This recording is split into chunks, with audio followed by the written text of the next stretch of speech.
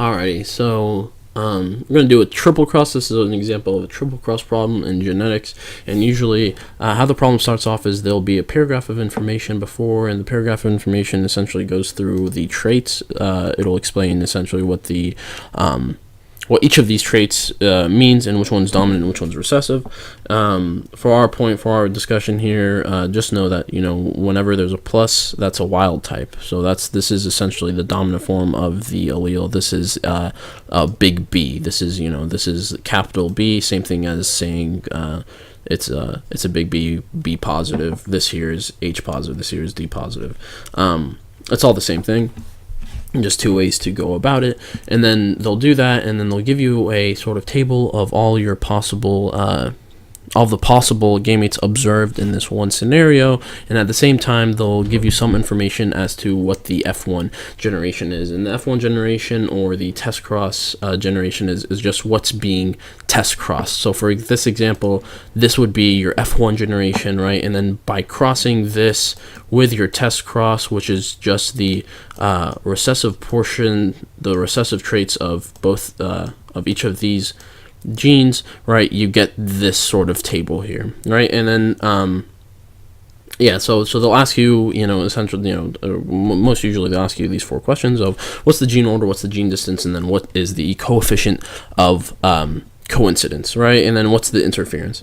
And just to start off with, to start us off with how to find the gene order, you first want to identify where your double crossovers are. And then the double crossovers just mean that in recombination, whenever your homologous pairs lined up, they recombined one way and then they recombined another way, right? So they did it twice. That means that they went through genetic variation twice, two times, meaning that it's rare, right? It's rare for something to go through double combination. So in turns, because of its rarity, out of 1,000 possible gametes, it'll be the lowest percentage. So you find the lowest numbers of these gametes that have been produced, and you watch here and you see that there's a 6 here and then there's an 8, right? And these sites right here, these will be the sites of your double crossovers, right? So you can label them as such. And how you go from there is you take a look at your double crossovers and you compare them to your parentals, right? And what I mean by the parentals is you have to go back to, this is where identifying your F1 generation or whatever you're taking the test cross with will help you out, because your parentals just means the order of alleles that match up directly with whatever the parent was. And this doesn't include the test cross, right? Because the test cross is just the tool that we use. But the parent here is essentially the father/mother of all of these possible gametes.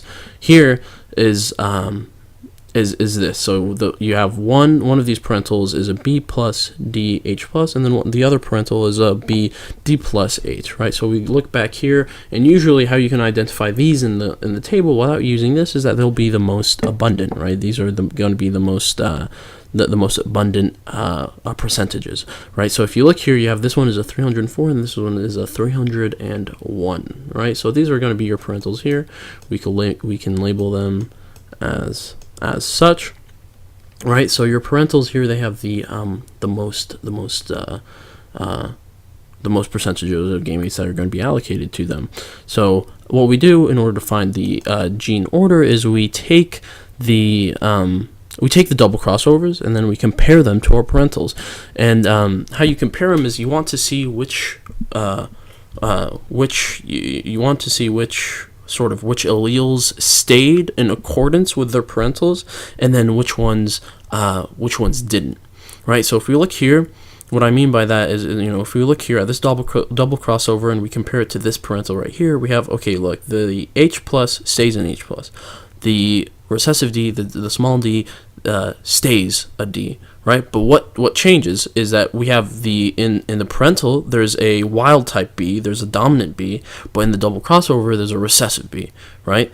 So this is one thing that changed. If we compare the other parental and the double crossover, we see that we have we have H here, and then we have an H here. These stay the same. We have a plus a D plus and then a D plus, the wild type D, those stay the same. But again, what changes from the parental to the double crossover is the B, right? So we have a recessive B in the parent, and then we have a dominant B in the double crossover, right? So this indicates whatever changes, that indicates which of these alleles, which of these genes, is going to be in the middle of in our gene order. So in this case, B is going to be the middle of our gene order, and then it'll be the outer ones, the outside ones are going to be H, and then they're going to be D.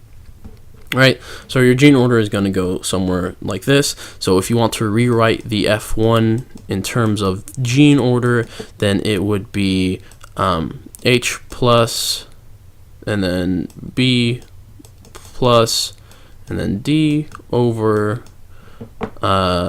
H, B, D plus, right? So that's our rewritten F1 in terms of the actual gene order, right? And then after that, you're going to be asked to find. Oh, this is supposed to be a T there. My bad. What is the gene distance, right? And in order to find the gene distance, you have to first take the double crossovers that you already have, and you want to then find the single crossovers, right? And then so the single crossovers, they're going to be they're not going to be your parentals. They're going to essentially be what's left, right? And your single crossovers will come in pairs, as in you have a single crossover, the first single crossover, right? And then you have another single crossover, right? So you have essentially two single crossovers, but they just cross over. The recombination is just once. It's not twice. It's not like double crossovers, but you'll have two of them, because we're dealing with essentially three alleles, right? And where that'll be here is that you can, they become more apparent once you look at your percentages here.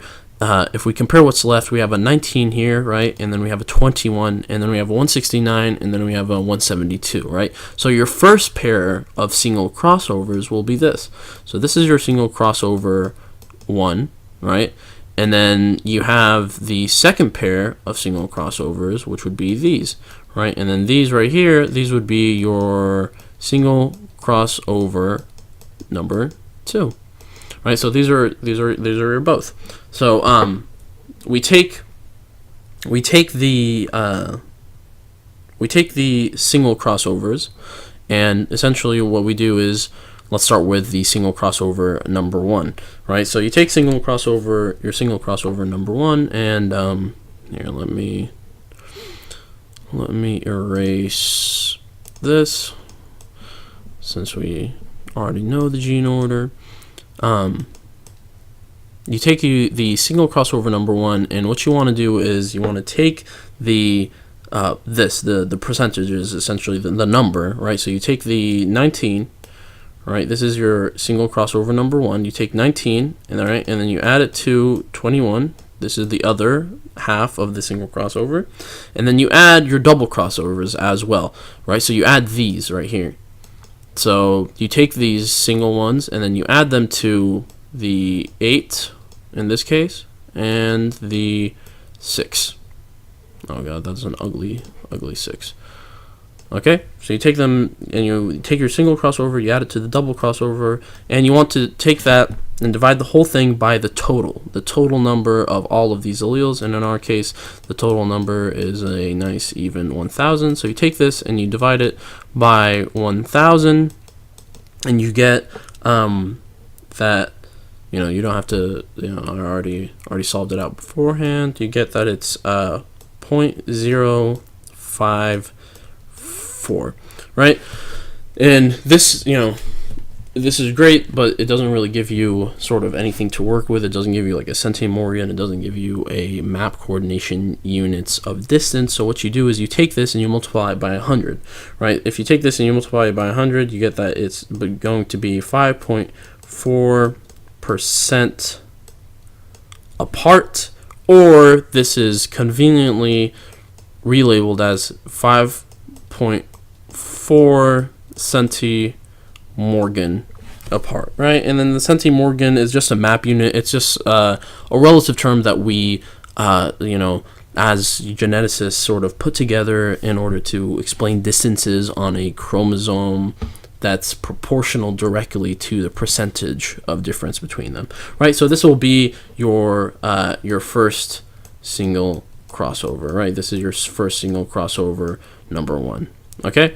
And then your second single crossover, right, is going to be the same thing, but instead of adding the 19 and the 21, right, these aren't the pairs that we're looking for. We're looking at 172 and 169. And again, we've determined these what sort of go together is because 19 and 21 are closer to each other than, let's say, 19 and 169 or 19 and 172 or 21 and 172, right? These two are much closer to each other, so that's a good indication to us that this is our this is our single crossover number 2, and this is our single crossover number 1, or it doesn't matter, you can flip them around. This could be our single crossover, these two can be our single crossover number 1, and this could be our single crossover number 2. It's just, again, it's objective in how you name them. And again, so we take these two numbers and we add them together, and again we add to the double crossover and we divide it by 1,000. So for the sake of demonstration, we'll do that. It'll be 169 plus 172 plus 8 plus 6 over 1,000, right? And you get that it's going to be 0.35, right? And again, we multiply this by 100, and we get that our percentage is 35%, or the distance is going to be 35 centimorgan. But we're not done, because the question asks for what is the gene distance, right? And technically, we did determine the gene distance between a single crossover, right, and then we determined the gene distance of another single crossover, right? But in order to determine the total gene distance, we have to take these two numbers and we have to add them together, right? So we take these two numbers, we add the 5.4 and the centimorgan and the 35 centimorgan, and then you get that the answer will be 40.9 centimorgan. Right, so this right here, this will be our gene distance. Whenever it's asking for gene distance, this is how you determine it, and it'll be the total of the single crossover 1 and then your single crossover number 2. All right, and then the next part will be what is the coefficient of coincidence? What is how do we find the coefficient of coincidence? And in order to do that, we take, so the same calculations sort of that we did here, we're going to be reapplying them.